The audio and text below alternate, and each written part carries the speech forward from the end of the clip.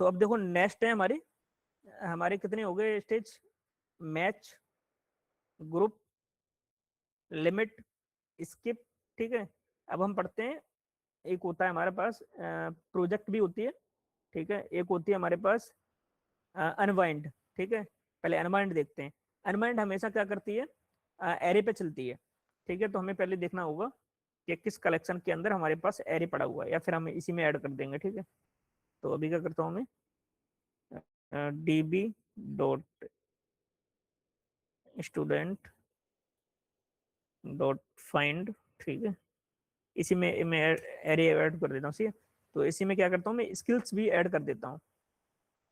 तो db dot insert one, insert one में हम क्या करते हैं, कुछ इंसर्ट कर देते हैं।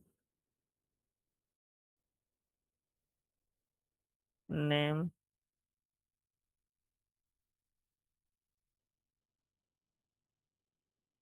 अर्नब डाल देते हैं, ठीक है।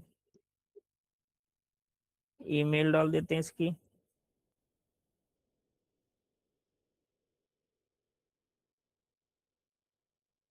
@gmail.com,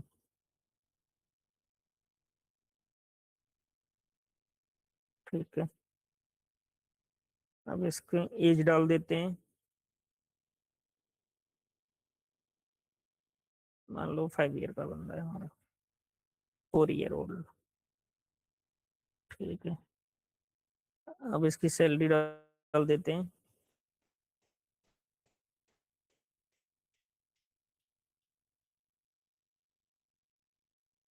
10,000 रुपये, ठीक है। अब इसकी स्किल्स डालते हैं, ठीक है।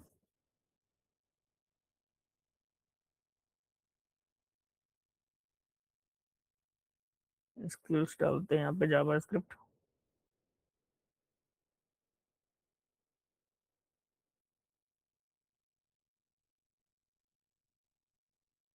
नोड जेएस,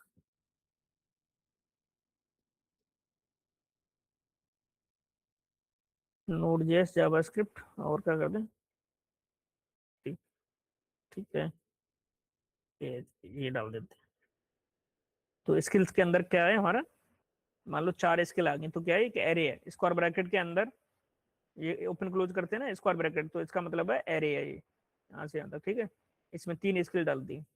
अब इंसर्ट करते हैं, अब एक बार फाइंड करके देखते हैं, ठीक है, क्या इंसर्ट हुई कि नहीं हुई।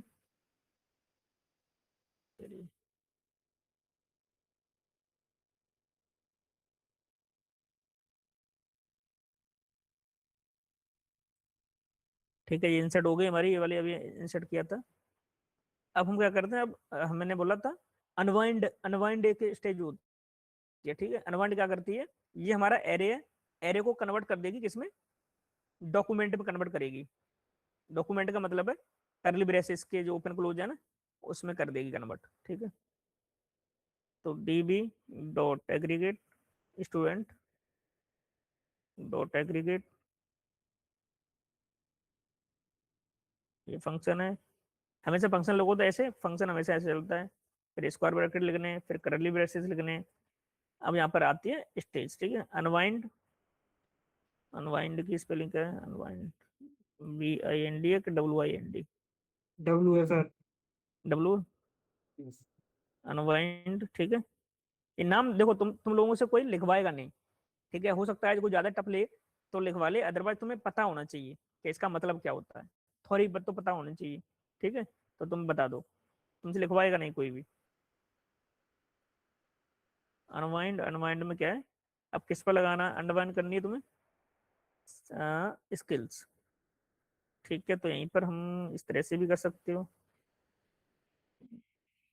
डॉलर स्किल्स, शायद, पता नहीं गलत है या सही है, ठीक है। एक बार चेक करते हैं,